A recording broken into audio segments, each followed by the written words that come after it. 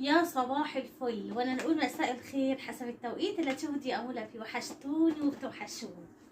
هتعملي ايه النهارده يا اموله؟ طبعا عايزه اقول لكم بصوا الدنيا متكركبه، فهنضف طبعا ايه الاوضه وهفرش هغير ملايه السرير. يعني بصوا هنشوف هنعمل ايه. طبعا المخده دي انا عايزه اطلعها على السطح اغسلها. فاكرين انتوا لما غسلت معاكم مخده اخت دي او تقريبا هي دي، بس ايه اتوسخت يعني وكده، فعايزه ايه اغسلها بصراحه فوق السطح وكده. طبعا شكرا على كومنتاتكم ومشاهداتكم للفيديوهات، بجد شكرا لكم يا جماعه، ربنا ما يحرمني منكم يا رب. و حطوا لي كده ايه لايك للفيديو. انا قلت ايه ما كنتش ناويه اصور صدقوني، فقلت لا هصور معاكم يعني كده فيديو على السريع ان شاء الله. عايزه اقول لكم الاوضه متكركبه، فقلت ايه قلت هنضفها معاكم واغير ملايه السرير وكده. الطانيه دي انا خلاص هطبقها وهشيلها. طبعا كل سنه وانتم طيبين، خلاص الجو حرر بقالنا 3 4 ايام بنشغل المراوح.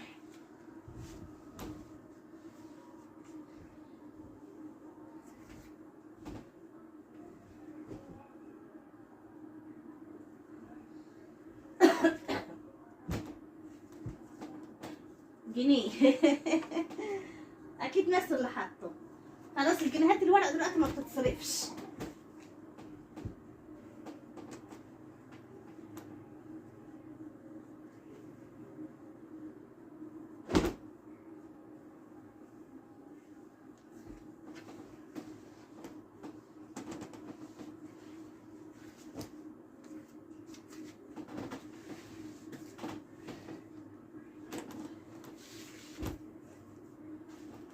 طبعا انا لسه ما وديتش ماسيو المدرسه، بقاله يمكن اسبوعين غايب، فعايزه بصراحه ايه اوديه من اول الاسبوع الجاي.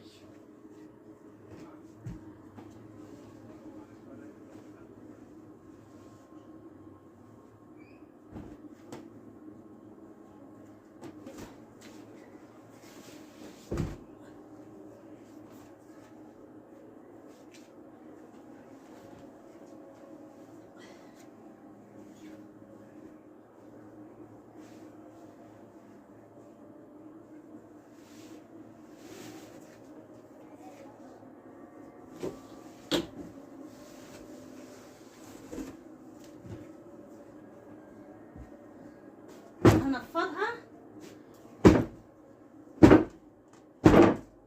كل التراب ده من الشباك بيحدف تراب.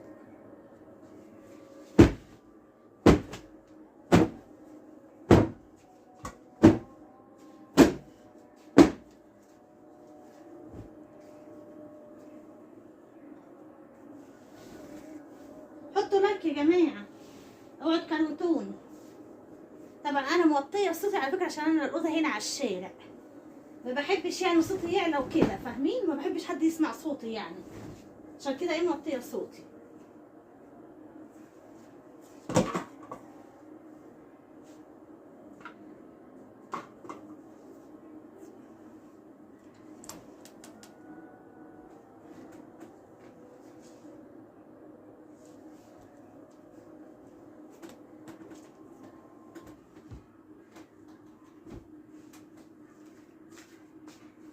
ده لبس المدرسه بتاع ماسيو، هغير برضو ايه الكيس ده.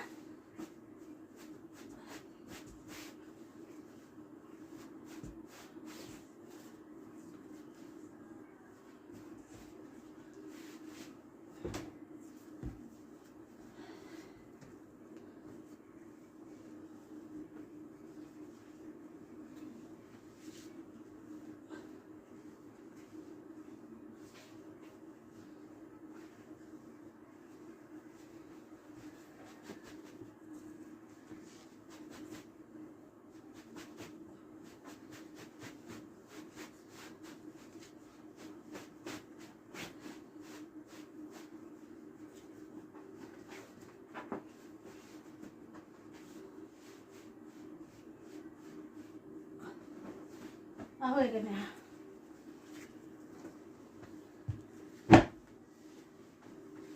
يا اختي